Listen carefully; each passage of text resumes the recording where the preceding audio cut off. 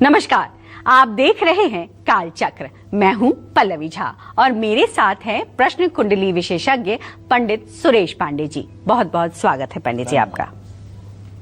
अस्त ग्रह नहीं लगने देंगे नौकरी, अस्त ग्रह नहीं करने देंगे बचत, अस्त ग्रह नहीं होने देंगे शादी, अस्त ग्रह भाग्य को भी कर देंगे अस्त। जानिए अस्त ग्रहों के असरदार उपाय। जी हाँ, अगर आपके जीवन में अशांति है, पैसे पैसे के लिए मोहताज होना पड़ रहा है, करियर डामाडोल है, बिजनेस ठप है, शादी की बात दूर दूर तक नहीं है, बीमारी एक के बाद एक लगी हुई है, जीवन में किसी भी तरह का सुख नहीं है, तो आज अपनी कुंडली पर जरूर गौर करें। कहीं आपकी कुंडली में एक या इससे ज्यादा ग्रह अस्त तो नहीं है, क्योंकि बड़े से बड़े ग्रह का अस्त होना आपकी जिंदगी तबाह कर सकता है और आपका सुख चैन छीन सकता है। ऐसे में पंडित सुरेश पांडे जी से जानेंगे अस्त ग्रह के बुरे प्रभावों को दूर करने के लिए अचूक और असरदार उपाय। अपनी चर्चा को शुरू करें उससे पहले जानते हैं आज का शुभ मुहूर्त।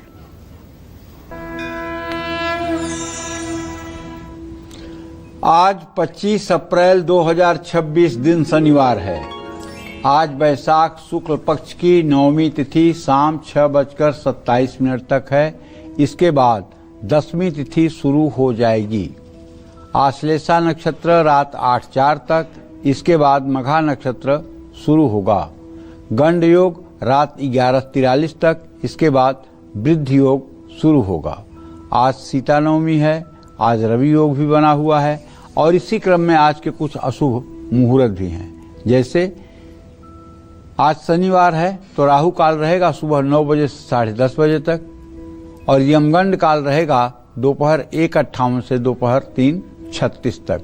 इन अशुभ समयों में पूरब दिशा की यात्रा और किसी नए कार्य का शुभारंभ करने से बचना चाहिए। जय मां विंध्यवासिनी। चलिए अपनी चर्चा को शुरू करते हैं पंडित जी।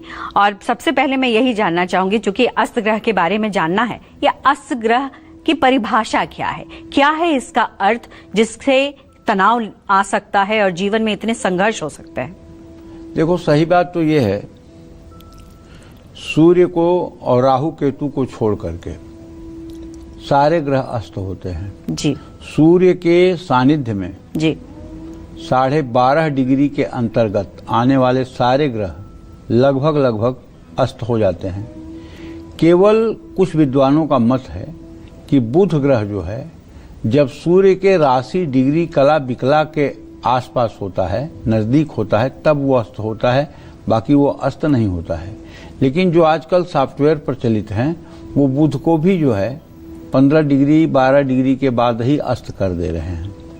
जो सॉफ्टवेयर इस समय डेवलप हैं, जिससे लोग देख रहे हैं, उसकी बात कर रहा हूं। लेकिन अगर प्रैक्टिकल में फलादेश देखा जाए तो वो अस्त का फलादेश नहीं देता है। अस्त का फलादेश तभी देता है जब वो सूर्य के समकक्ष हो जाए।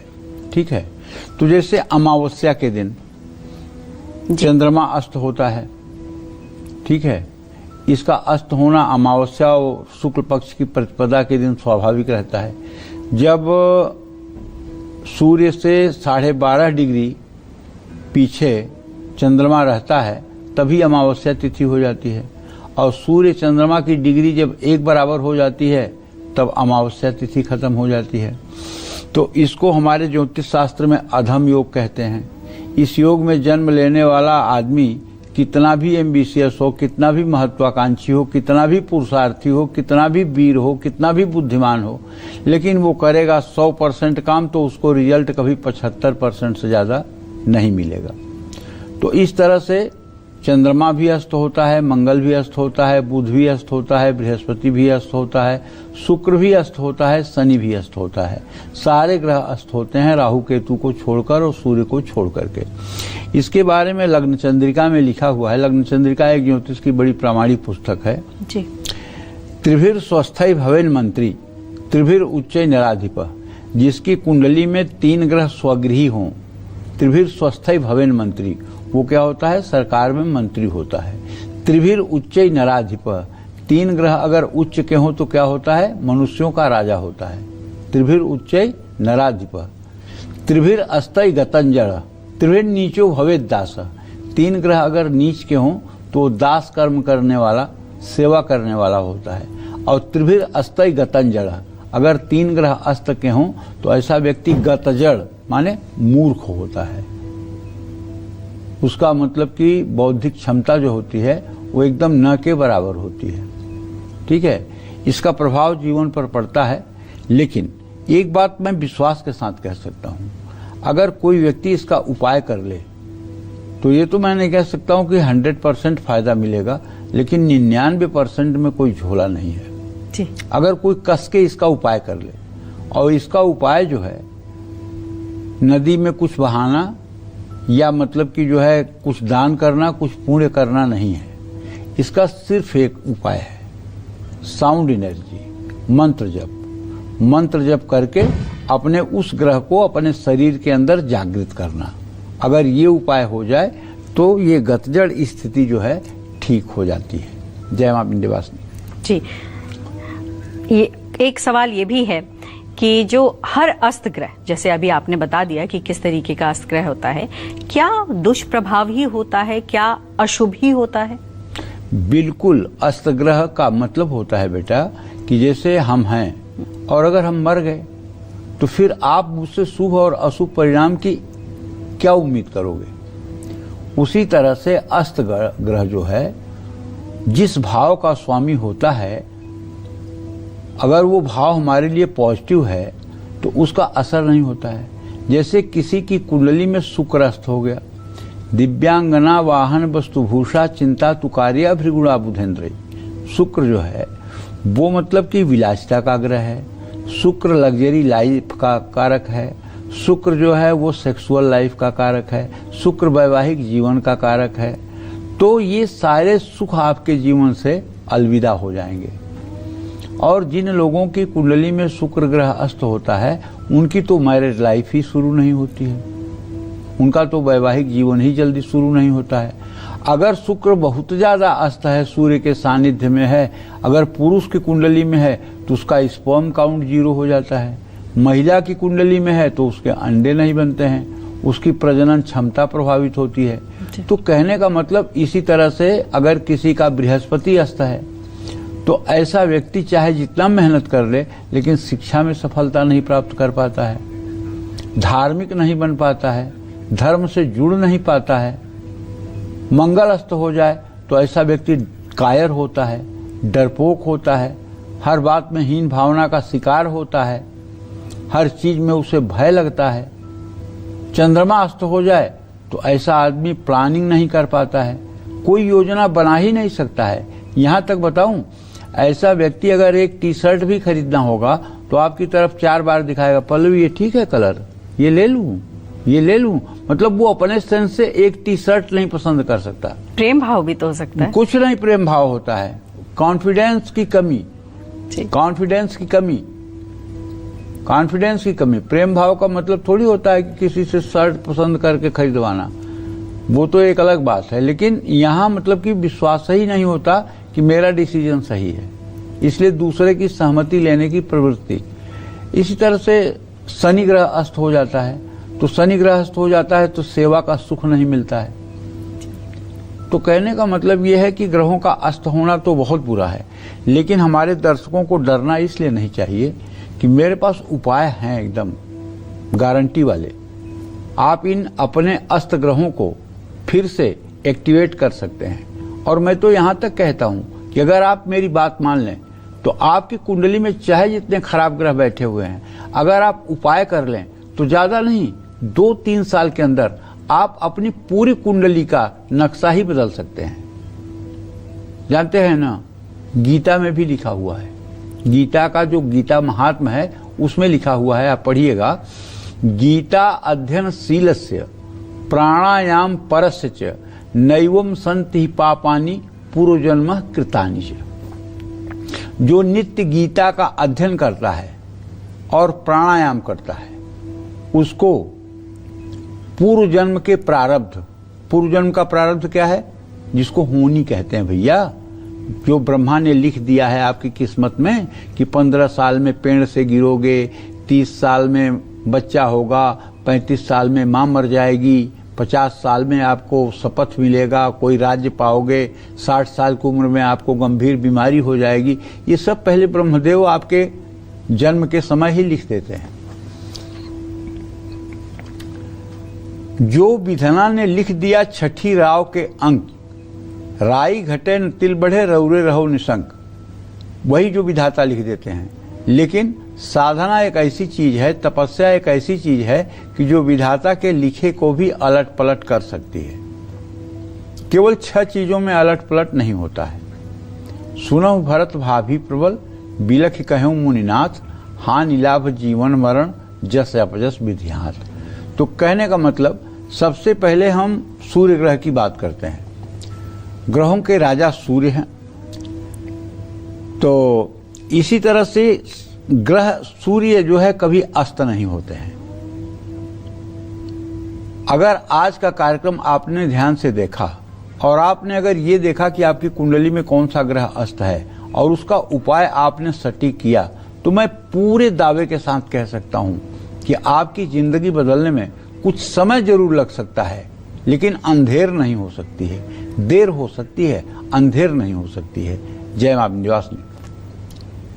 चलिए पंडित जी, इसी चर्चा को और विस्तार से समझते हैं कि किस तरीके से अस्त ग्रह और सूर्य ग्रह क्या कुछ करते हैं। तो सबसे पहले हम बात कर ही लेते हैं सूर्य ग्रह की। ग्रहों के राजा सूर्य हैं और सूर्य कभी अस्त नहीं होते हैं, जैसा कि पंडित जी ने कहा। लेकिन सूर्य के नजदीक आने वाले ग्रह अपने आप अस्त हो जाते हैं। ऐसे में अब पंडित जी से ये जानते हैं कि सूर्य के कितने निकट पहुंचने पर कौन सा ग्रह अस्त होता है। बताइए पंडित जी। देखो, मैंने बताया ना, एक औसत बताया आपको। ग्रहों के अलग अलग डिग्री हैं, अलग अलग डिग्री पर ग्रह अस्त होते हैं।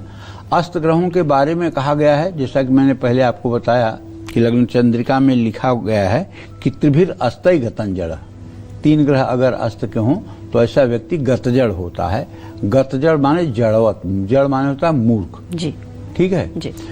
अर्थात किसी जन्म चक्र में 3 ग्रहों के अस्त हो जाने पर व्यक्ति जड़ की समान हो जाता है। ऐसा व्यक्ति स्थिर बना रहना चाहता है, उसके शरीर, मन, वचन सभी में शिथिलता आ जाती है। अस्त ग्रह अपने नैसर्गिक गुणों को खो देते हैं, बलहीन हो जाते हैं, और यदि वह मूल त्रिकोण या उच्च राशि में भी हों तो भी अच्छे परिणाम देने में असमर्थ रहते हैं। ज्योतिष शास्त्र में एक अस्त ग्रह की वही स्थिति बन जाती है जो एक बीमार, बलहीन और अस्वस्थ राजा की होती है। देखो, ग्रहों का राजा सूर्य है, सबको पता है। सूर्य साक्षात अक्षय ऊर्जा का स्रोत है। सारे ग्रह सूर्य के आसपास ही रहते हैं। ऐसे में जो भी ग्रह सूर्य के अधिक निकट आ जाता है वो ग्रह अस्त हो जाता है, यानी उसके अस्तित्व पर संकट के बादल छा जाते हैं। सूर्य के कितना करीब आने पर कौन सा ग्रह अस्त होता है, आइए मैं आपको ये बताता हूं। चंद्रमा सूर्य से 12 डिग्री या इससे ज्यादा पास आता है तो अस्त हो जाता है। गुरु सूर्य से 11 अंश या इससे ज्यादा पास होने पर खुद ही अस्त हो जाता है। सूर्य से 13 डिग्री या इससे पास आने पर बुध अस्त होता है, लेकिन किसी किसी की मान्यता है कि बुध सम डिग्री, सम अंश, सम कला, सम विकला पर अस्त होता है। इसमें 2 विचार है, इसलिए मैंने दोनों बताया है। अब आप अपने अनुभव के हिसाब से देखिएगा। बुध वक्री है तो सूर्य से 11 डिग्री के आसपास आने पर अस्त हो जाता है। सूर्य से 9 अंश या इससे ज्यादा पास आने पर शुक्र ग्रह अस्त हो जाता है। शुक्र अगर वक्री चल रहा है तो वो सूर्य से 7 अंश या इससे ज्यादा आसपास आए तो भी अस्त माना जाएगा। सूर्य से 15 डिग्री या इससे ज्यादा पास आने पर शनि अस्त हो जाता है। सूर्य से 60 डिग्री या इससे ज्यादा नजदीक आने पर मंगल अस्त हो जाता है। राहु केतु छाया ग्रह होने के कारण कभी अस्त ही नहीं होते हैं, ये कई बार आपको कार्यक्रम में बता चुका हूं। और एक बात आप जान लीजिए, राहु केतु का स्वतंत्र कोई अस्तित्व ही नहीं है। ये दोनों छाया ग्रह हैं और ये जिस राशि में रहते हैं उसका जो राशि स्वामी होता है उसके बला बल के अनुसार ये फल देते हैं। बृहद पाराशर होरा शास्त्र में महर्षि पाराशर ने स्पष्ट लिखा है कि यद्यद भाव गते राहु केतुश्च जनने निराम, यद्यद भावे संयुक्तम तत्फलम प्रतिषेधलम। ये जिस ग्रह की कक्षा में रहते हैं, उस ग्रह का जो बलाबल होता है उसके अनुसार ये अपना फलादेश करते हैं। जय मां विंध्यवासिनी। पंडित जी, अब हमारे साथ एक दर्शक जुड़ गए हैं, लाल बाबू हैं बिहार से। लाल बाबू जी, बहुत बहुत स्वागत है आपका, प्रश्न करिए। पंडित जी प्रणाम। हाँ, सदा सुखी रहिए। पंडित जी, मेरा दो समस्या है। मेरा लड़का है जिसका 2003 में मार्च 2003 में जन्म है। हाँ। वो रास्ता से भटक गया है, जरा उपाय बताइए कुछ जो उसका क्या करे। और दूसरा समस्या है, जो घर बनाना चाहते हैं, घर बनता नहीं है। पहले प्रश्न का उत्तर तो ये देना चाहता हूं कि आपके पुत्र भाव का स्वामी सूर्य, उससे द्वितीय सप्तम के स्वामी बुध और शनि दोनों अष्टम भाव में बैठे हुए हैं। लड़का किसी न किसी एडिक्शन में जा रहा है और बुरी संगति में जा रहा है। इसको ठीक करने का मात्र एक उपचार है कि उसके माता या पिता, आप या आपकी धर्मपत्नी दक्षिणामुखी 4 भुजा वाली एक महाकाली का चित्र अपने घर के पूजा स्थान में साउथ फेसिंग लगाएं और उन्हें रोज लाल फूलों की माला चढ़ा करके, तिल के तेल का दिया जलाकर, धूप दीप जला करके और काजू किशमिश मिश्री गुड़ या अनार के दाने का भोग लगा करके सुबह शाम सिद्ध कुंजिका स्तोत्र के 5वें मंत्र का 10-10 माला सुबह शाम जप करें। वो मंत्र है ओम धाम धीम धूम धुर्यते पत्नीम वाम वीम ऊम वागधीश्वरी क्राम क्रीम क्रूम कालिका देवी सांग सिंह सूंग में शुभम कुरु। और माता से प्रार्थना करें कि उसे सद्बुद्धि मिले। अगर ये उपाय आपने शुरू कर दिया तो मुझे पूर्ण विश्वास है 125 दिन के बाद इसका असर दिखने लगेगा और 6 महीने में बालक आपका एकदम रास्ते पर हो जाएगा। देखिए, आप बुरा मत मानिएगा, मैं आपको एक बात कहना चाहता हूं। हमारे बच्चे खराब होते हैं या हमारे बच्चे नालायक निकल जाते हैं या हमारे बच्चे कर्तव्य पथ से भ्रष्ट हो जाते हैं, जिसमें केवल बच्चों का संस्कार नहीं है, इसमें हमारा भी संस्कार है। हमारा संस्कार ये है कि हमने पूर्व जन्म में जिस तरह के पुण्य पाप किए हुए हैं उसी तरह से सुख दुख देने के लिए बच्चे पैदा होते हैं। कहीं न कहीं से हमारा पुण्य कमजोर है। हम पुण्य तो कुछ नहीं करते हैं, सुख पूरे दुनिया का चाहते हैं। और ये संतान जो होते हैं, कुछ तो आते हैं सुख देने के लिए और कुछ आते हैं दुख देने के लिए। ये क्यों आते हैं सुख देने के लिए, क्यों आते हैं दुख देने के लिए? अगर आपके पूर्व जन्म की तपस्या अच्छी है तो सुख देने के लिए आएंगे। अगर आपके पूर्व जन्म की तपस्या दूषित है तो दुख देने के लिए आते हैं। एक आध बार मैंने बताया है, फिर आज बता रहा हूं आपको। 2 लड़के घर से भाग करके बंबई गए और बंबई जाकर के दोनों ने छोटा मोटा काम शुरू किया और दोनों इतने मेहनती और बुद्धिमान थे कि 2-4 साल के अंदर ही उन्होंने अपना एक रेस्टोरेंट बना लिया। रेस्टोरेंट से फिर एक फैक्ट्री बना लिया। तो उसमें एक को लालच आ गई, दूसरे का उसने मतलब कि जो है हत्या कर दी और हत्या करके उसके डेड बॉडी को ठिकाने लगा दिया। और कुछ दिनों के बाद गांव आया। जब गांव आया तो लोगों ने पूछा, करे वो तुम्हारे साथ गया था? बोला वो तो यहीं छूट गया था स्टेशन पर, मैं अकेले गया था। उसने किसी से सांस भी नहीं ली कि वो मेरे साथ गया था। और उसने गांव में खूब जमीन खरीदी, घर बनाया, बम्बई में फैक्ट्री खरीदी, बम्बई में घर बनाया, बहुत अच्छा कारोबार हो गया। उसकी इतनी उन्नति देख करके समाज के एक प्रतिष्ठित व्यक्ति ने अपने बेटी की शादी कर दी। शादी हो गई तो एक बहुत सुंदर राजकुमार जैसा बेटा हुआ। बेटा जब 5 साल का हुआ तो बेटे को कैंसर हो गया। अब बेटे की कैंसर की दवाई वो कराने लगा। कैंसर की दवाई कराने में घर बिक गया, गांव की जमीन बिक गई, बम्बई की फैक्ट्री बिक गई और कर्जा भी हो गया। तो एक दिन वो उसे गोद में लेकर के कह रहा था कि बेटा, आज तुम्हारा बाप इतना अशक्त हो गया है कि तुम्हारी दवाई कराने के लिए भी पैसा नहीं है और 1 करोड़ रुपया कर्ज हो गया है। अब मैं क्या करूं, कुछ समझ में नहीं आ रहा है। बच्चा उस समय लगभग 7 साल का था, बाप के गोद में था। बच्चे ने सिर्फ एक बात कहा, बस दोस्त, इसी पैसे के लिए तुम ये सब कर रहे थे। और कह करके बच्चे का प्राण निकल गया। तो वही जो दोस्त था वो बेटा बन के आया था। तो अगर हम लोग, जिनके भी बच्चे, चाहे वो मेरा बच्चा हो चाहे आपका बच्चा है, समस्या बहुत लोगों के घरों में है। अगर हम लोग भगवान राम की शरणागति ले लें और रोज नियम बना लें कि 21,600 बार सीताराम करके ही भोजन करेंगे, पहले 21,600 बार सीताराम बोलेंगे तब भोजन करेंगे, और पति पत्नी अगर ये संकल्प ले लें, मैं दावे के साथ कह सकता हूं, राक्षस जैसा भी अगर आपका संतान होगा तो 16 महीने में वो देवता बन जाएगा, इसकी गारंटी है। क्योंकि आपके पूर्व जन्म के सारे प्रारब्ध जल जाएंगे, और ज्यों आपका प्रारब्ध उदय होगा त्यों बच्चे के अंदर सकारात्मक परिवर्तन आ जाएगा। लेकिन कोसने के अलावा, उसको कोसने के अलावा माँ बाप को मत कहिए कि 2 माला सीताराम कर लें। हाँ, कोई उपाय बता दीजिए, दान पुण्य कर दीजिए, पूजा करवा लीजिए, वो तो कर लेंगे, लेकिन उनकी जबान से सीताराम कहना होगा तो फिर उनकी जबान मोटी हो जाएगी। और मैं आपको भी कह रहा हूं कि अगर आप 21,600 मेरे कहने से संकल्प ले लीजिए, सुबह 6 बजे उठ जाइए, 2 घंटे में 21,600 बार हो जाएगा। सीताराम सीताराम सीताराम सीताराम का रट लगाइए। आजकल तो काउंटर आ गया है, उस पर भी आप कर सकते हैं, माला पर भी कर सकते हैं। ये शुरू कर दीजिए पति पत्नी, परिवर्तन आप देखिए ना, 100 दिनों के अंदर आपको परिवर्तन दिखने लगेगा, और 16 महीने में पूरी जिंदगी बदल जाएगी, पूरी काया बदल जाएगी।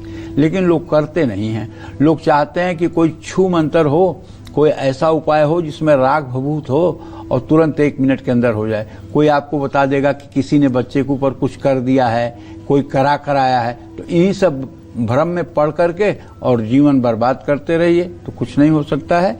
जहां तक आपने घर बनाने के बारे में प्रश्न पूछा है, तो उसके बारे में तो मैं आपसे यही कहता हूं कि देखिए, घर का योग आपके है, इसमें कोई दो राय नहीं है, लेकिन चंद्रमा से चतुर्थ भाव का स्वामी शुक्र जो है अभी तृतीय एकादश की स्थिति में है। घर बनाने में भी 2 से 2.5 साल का समय लग सकता है। घर अच्छा बनेगा, लेकिन पहले घर में रहने वाले को अच्छा बनाने के लिए तपस्या के मार्ग पर मैं हाथ जोड़कर निवेदन करता हूं, निकलिए। या तो ओम धाम धीम धूम धुर्जते पत्नीम वाम Vim वाग्धीश्वरी cram cream क्रूम Kalika Devi सांग सिंह सुम शुभम कुरु, इस मंत्र का 10-10 माला सुबह शाम अपने पत्नी से जप करवाइए या स्वयं करिए, महाकाली की पूजा करिए, और या सीताराम नाम जप आप पति पत्नी दोनों 21,600 नित्य सुबह शाम करिए, और श्रद्धा के साथ राम दरबार की पूजा करते हुए ये उपाय 16 महीने करिए। आपका बेटा अगर राजा राम की तरह आपका आज्ञाकारी न हो जाए तो बताइएगा। जय मां विंध्यवासिनी।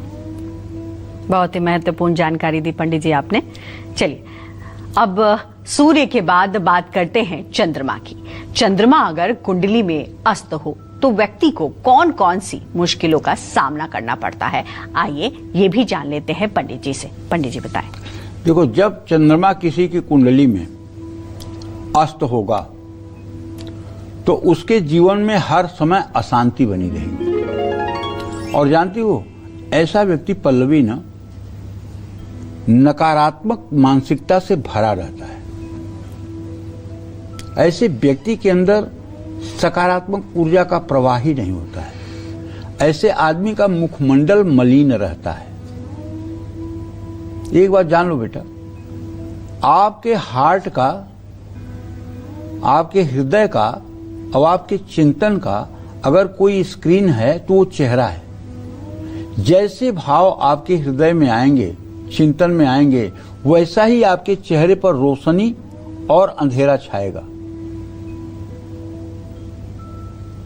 मन प्रसन्न तन तेज बिराजा, मानहु अपर गिरिन कर राजा, यह हनुमान जी के बारे में कहा गया है। जब मन में प्रसन्नता के भाव होंगे, हृदय प्रसन्न होगा, तो चेहरे पर एक लालिमा दिखाई देगी।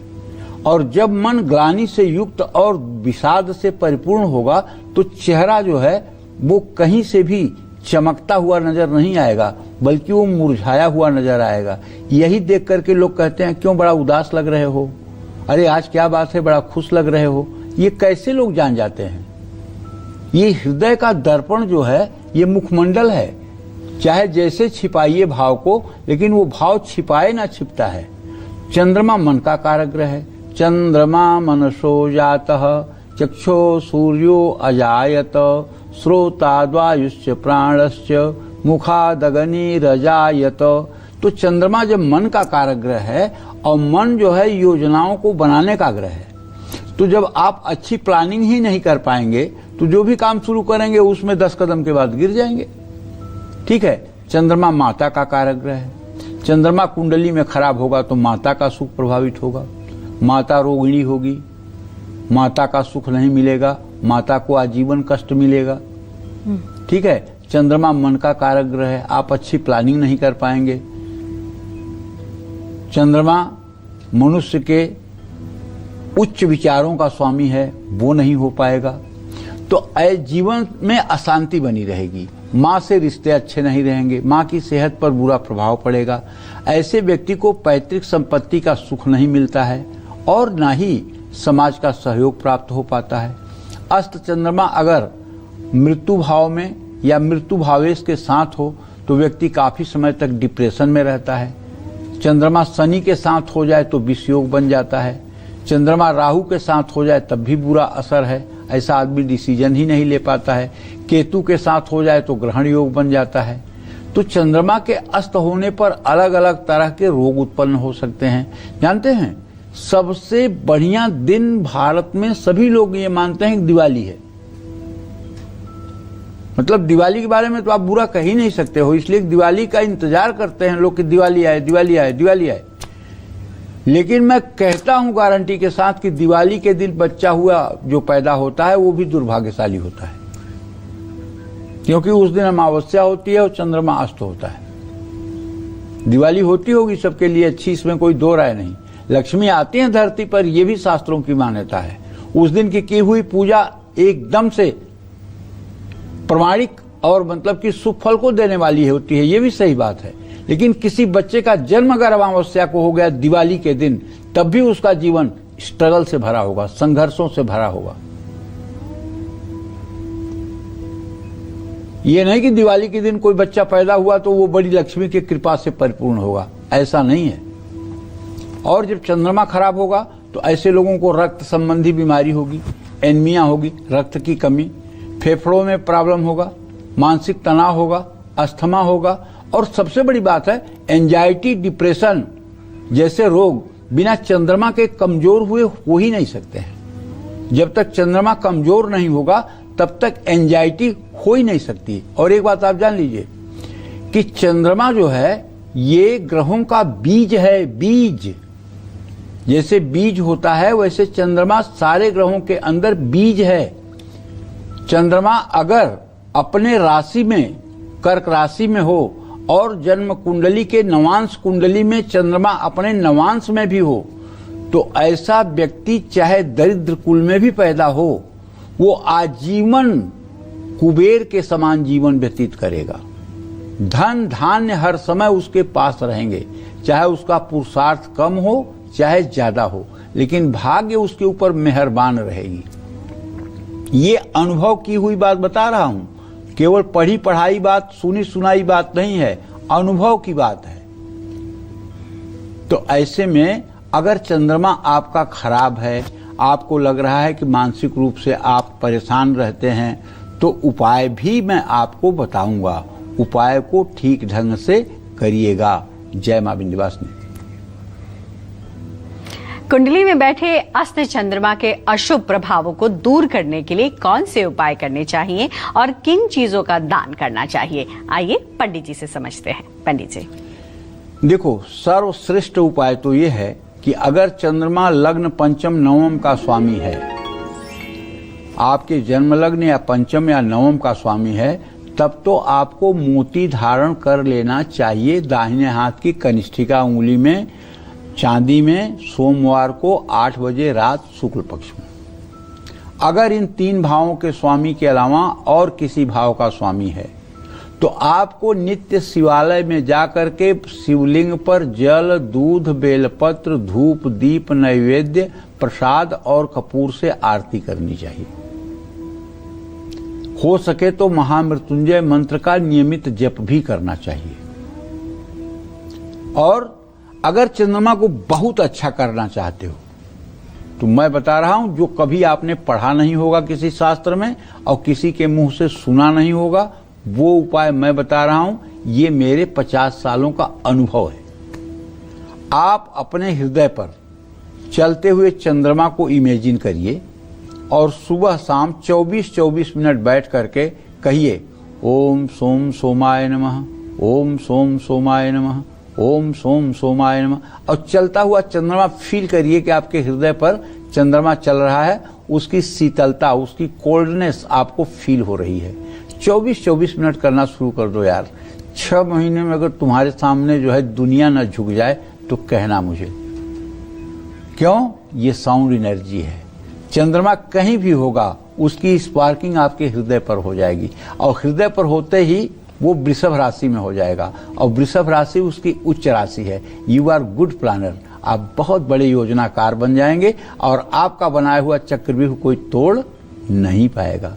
इसलिए मैं कहता हूं, अगर आप मोती पहन के हार गए, अगर आपने दूसरे उपायों को करने के बाद निराशा मिल गई, तो आप ओम सोम सोमाय नमः या ओम नमः शिवाय का जप करते हुए हृदय पर यहाँ चलते हुए चंद्रमा का ध्यान करके और कुछ दिन साधना कर लीजिए। देखिए कैसे जिंदगी बदलती है। या फिर शिवालय में बैठ करके शिवलिंग के सानिध्य में उत्तर दिशा की ओर मुंह करके ओम नमः शिवाय का जप करना शुरू कर दीजिए।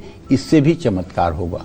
हर सोमवार को 1 पैकेट दूध, आधा किलो चीनी, थोड़ा सा चावल किसी योग्य व्यक्ति, जरूरतमंद व्यक्ति को दान करें। अपने गले में चांदी की एक चैन पहन सकते हैं, हाथ में चांदी का कड़ा पहन सकते हैं। लेकिन जब चंद्रमा शुभ होगा तो, लग्न पंचम नवम का स्वामी होगा तो, 6वें 8वें 12वें का स्वामी होगा तो बिल्कुल नहीं। तो चंद्रमा के अशुभ प्रभाव को दूर करने के लिए आप चांदी के गिलास में पानी पी सकते हैं। दूध और दूध से बनी चीजों का ज्यादा से ज्यादा सेवन कर सकते हैं। लेकिन अगर दशम भाव में चंद्रमा हो तब रात में दूध नहीं पीना चाहिए। किसी बुजुर्ग महिला या माँ के पैर छूकर हर रोज आशीर्वाद लेना चाहिए। पूर्णिमा के दिन देसी घी का दिया जलाकर चंद्रमा को अर्घ्य देना चाहिए। और हाँ, वैसे बहुत असर तो नहीं होता है कि मैं कह दूं कि बहुत असर होता है, लेकिन अगर छोटा बच्चा है और चंद्रमा उसका खराब है और उसको आए दिन निमोनिया की शिकायत या मतलब कि एलर्जी की प्रॉब्लम होती है, तो उसको आप 2 मुखी रुद्राक्ष भी धारण करवा सकते हैं। या खिरनी की जड़, खिरनी एक वनस्पति है, खिरनी की जड़ मिल जाए तो उसे सफेद रेशमी धागे में बांध करके बच्चे के गले में डाल सकते हैं। इसका भी लाभ मिलता है। जय मां विंध्यवासिनी। चलिए अब बात करते हैं मंगल ग्रह की। कुंडली में बैठे अस्त मंगल कैसे आपकी जिंदगी में सब अमंगल कर सकता है, आइए जानते हैं। पंडित जी बताइए। देखो, पहली बात तो ये जान लो पल्लवी कि मंगल क्रोध और पराक्रम का कारक ग्रह है। अगर कोई व्यक्ति पराक्रमी है, कोई व्यक्ति सूरवीर है, कोई व्यक्ति योद्धा है, तो निश्चित रूप से उसका मंगल अच्छा होगा। अगर कोई कायर है, डरपोक है, बुजदिल है, तो इसका मतलब कि उसका मंगल बहुत खराब होगा। यह अनुभव से समझ लेना चाहिए। लेकिन अगर मंगल जरूरत से ज्यादा मजबूत हो जाए तो ऐसा आदमी निडर और दुस्साहसी हो जाता है। ऐसा आदमी न तो कानून की परवाह करता है और न अपने जीवन की परवाह करता है, बल्कि उसके दिमाग में जो आता है वो करता है। इसका लक्षण ये है कि देखो, अगर मंगल खराब, बहुत ज्यादा खराब होगा, मतलब बहुत ज्यादा पावर में होगा, तो इसका लक्षण ये देखना चाहिए कि हाथ, ये देख रही हो, अंगूठा देख रही हो, अंगूठे में 3 पोरुए होते हैं। एक ये नीचे का पोरुआ, एक बीच का, एक ऊपर का। ये जो नीचे का पोरुआ है इसको आप छोड़ दीजिए, ये काम शक्ति है, मनुष्य के शरीर की ये काम शक्ति है। बीच की जो है ये इच्छा शक्ति है और ऊपर की जो है ये तर्क शक्ति है। अगर बीच वाला भाग ज्यादा हो और ऊपर वाला भाग कम हो तो ऐसा व्यक्ति अपराधी और हिंसक प्रवृत्ति का हो जाता है। जिसके भी अंगूठे का ऊपरी हिस्सा छोटा हो, गोलाकार हो, वर्तुल आकार का हो और पीछे की तरफ जरा सा भी न मुड़ता हो, अगर लंबा है पीछे न मुड़ता हो तो कठोर हृदय और मस्तिष्क प्रधान होगा। लेकिन अगर छोटा हो, गोला हो तो वो अपराधी होगा, हिंसक प्रवृत्ति का होगा, हिंसा उसकी प्रवृत्ति होगी। और मंगल का कनेक्शन इससे होता है। ये शरीर में सिग्नल के रूप में दिखाई देता है। ये मैं इसलिए बता रहा हूँ कि हमारे जैसे दर्शक जो है, किसी से अगर व्यवहार करते हैं, किसी से संबंध करते हैं, तो हल्के ढंग से ही जरा हाथ होंठ पर गौर करके भी सतर्क हो सकते हैं। तो किसी व्यक्ति की कुंडली में मंगल के अस्त होने पर उसकी अंतर्दशा में व्यक्ति क्रोधी, नसों में दर्द, रक्त का दूषित हो जाना, शुगर और ब्लड प्रेशर इसी मंगल के कारण होता है। अस्त मंगल पर अगर राहु या केतु का प्रभाव हो तो दुर्घटना होती है, मुकदमा या किसी लंबी बीमारी का व्यक्ति शिकार हो जाता है। मंगल अगर 6वें भाव के पाप प्रभाव में हो तो व्यक्ति अस्वस्थ, दूषित, ब्लड कैंसर या विवाद में चोटग्रस्त हो जाता है। इसी प्रकार अगर मृत्यु भाव का स्वामी हो और पाप प्रभाव में हो तो व्यक्ति घोटाला करता है, भ्रष्टाचार में लिप्त रहता है। अगर 12वें घर का स्वामी हो और पापक ग्रह के प्रभाव में है तो ऐसा व्यक्ति किसी नशीले पदार्थ का सेवन करने लगता है। द्वितीय भाव में पापक ग्रहों की दृष्टि हो तो ऐसा व्यक्ति कम उम्र में ही धुएं वाली नशीली वस्तुओं का सेवन करने लगता है और उस एडिक्शन में वो अपनी जिंदगी खराब करता है। जय मां विंध्यवासिनी। चलिए, अस्त मंगल के अशुभ प्रभावों की तो बात हो गई, अब बात करते हैं उपायों की। अस्त मंगल के बुरे प्रभावों से बचने के लिए आपको कौन से उपाय करने चाहिए, आइए जानते हैं। पंडित जी बताइए। देखिए, अगर मंगल आपकी कुंडली में लग्न, पंचम, नवम का स्वामी है या चतुर्थ और नवम का स्वामी है, तब तो आपको मूंगा धारण कर लेना चाहिए। 10 रत्ती का देसी मूंगा सोने की अंगूठी में बनवा के दाहिने हाथ के अनामिका उंगली में मंगलवार को शुक्ल पक्ष में सुबह धारण कर लेना चाहिए। लेकिन यदि इन 3 भावों का स्वामी नहीं है या चंद्रमा जहां स्थित है वो राशि, उससे 5वीं और 9वीं राशि का स्वामी अगर मंगल नहीं है तो मूंगा नहीं धारण करना है। जितना हो सके हनुमान चालीसा का पाठ करें, बजरंग बाण, हनुमानाष्टक और सुंदरकांड का पाठ करें। हनुमान जी की उपासना में ओम हंग हनुमताय नमः इस मंत्र का जितना हो सके जप करें। महीने में एक बार मंगलवार को हनुमान जी के लिए श्रृंगार की व्यवस्था करें। हनुमान जी को मीठी पूरी का भोग लगाएं। हनुमान जी को अनार, केला या केसर के लड्डू का भोग लगाइए। अपने भाई, साला, जीजा से अपना रिश्ता अच्छा रखने की कोशिश करें। बंदरों को गुड़ और भुने हुए चने खिलाएं। रक्तदान करें। रोगियों को दवा का दान भी करें। घर में रामायण का पाठ हर रोज खुद करें। मंगलवार को ना मिट्टी खरीदें और ना ही गोबर लीपें। लेकिन इससे भी बड़ा अगर उपाय आप करना चाहते हैं तो मैं आपको बताना चाहता हूं, आप अपने नाभि पर या गुदा मार्ग पर आंख बंद करके ध्यान करिए। नाभि पर या गुदा मार्ग पर अगर आपको कॉन्स्टिपेशन रहता है तब तो आप गुदा मार्ग पर ध्यान करिए, और अगर आपकी डाइजेशन नहीं ठीक रहती है तो अपने नाभि पर ध्यान करिए। और एक चंद्रमा की तरह गोलाकार ग्रह लाल रंग का, उसको आप नाभि पर या गुदा मार्ग पर ध्यान करिए और मंत्र करिए ओम अंग अंगारकाय नमः। ये 24-24 मिनट सुबह शाम करिए। अगर डाइजेशन की समस्या होगी तो 24 दिन में ठीक हो जाएगी। अगर कब्ज की समस्या होगी तो वो 24 दिन में ठीक हो जाएगी। अगर डरपोक और कायरपन आपके अंदर होगा तो उससे भी आपको निजात मिलेगी। जय मां विंध्यवासिनी। चलिए, कुंडली में अस्त बुध, अस्त गुरु, अस्त शुक्र और अस्त शनि आपको कौन कौन सी परेशानियां और कष्ट दे सकते हैं, साथ ही इन कष्टों से मुक्ति पाने का क्या है सरल उपाय, ये सब हम जानेंगे पंडित जी से। लेकिन इस छोटे से ब्रेक के बाद आप बने रहिए कालचक्र के साथ।